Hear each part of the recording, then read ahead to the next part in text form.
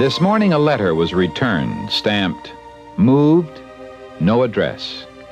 It was one I wrote you a couple of weeks ago, and it is now in my desk with other letters, unopened, and returned, marked, moved, no address. I write again because I must. I hope my words will find you somehow, somewhere, wherever you are at this moment, my dear. God grant you are not alone. I've read there are thousands just like you, searching for something they fail to find at home.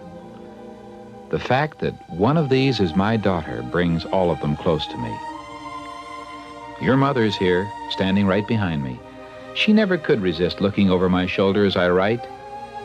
Your leaving has been very difficult for her. A father, they say, worries about a son, but for his daughter he has dreams. Well, my first dream for you was 16 years ago on that day we brought you home from the hospital. As we stood over your crib, we knew you were something special. In your cry, with all your strength, you served notice on the world that you were someone important.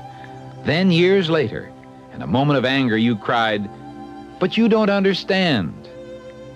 And I didn't. Why were we never able to unlock your frustration and talk it away? Was it because you were being crowded too closely with love? There can be harm now, I realize, in doing too much, as well as danger in doing too little. A time for holding on, and a time for letting go. Someday you too will discover how much courage letting go takes. Your generation asks to be left alone. They want it so that each may find his own thing. Well, where is this thing for which you search? Is it found by rejecting your heritage?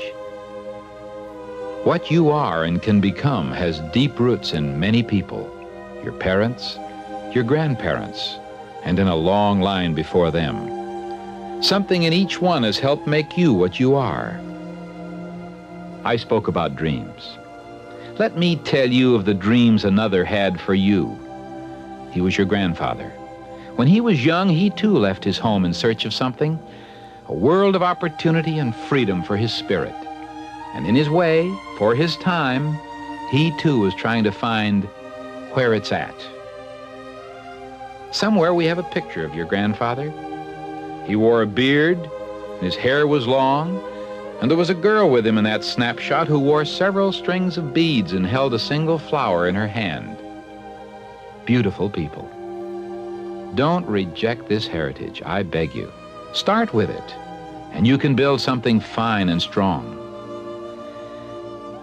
I can see you smiling at this last bit of cornball philosophy coming from your square old dad. But think hard about what I've said. Come back. Come back before you're trapped in a life that daily grows more aimless and unreal. With all my heart, I wish I could promise you a world of flowers and music and dance. But could I keep such a promise? I don't think so. No one could. But one promise I can fulfill. If you return, we three can reach each other by talking and listening. And I mean the kind of listening that is also tuned to silence. There have been many times when I failed to read your silence. For this failure, I am truly sorry. Mother has remained behind me as I write. A second ago, she gently touched my shoulder as she moved away. I took this a silent approval of what I've written. She's now sitting in her chair with an open book in her lap. But I know she's not seeing the words. Her thoughts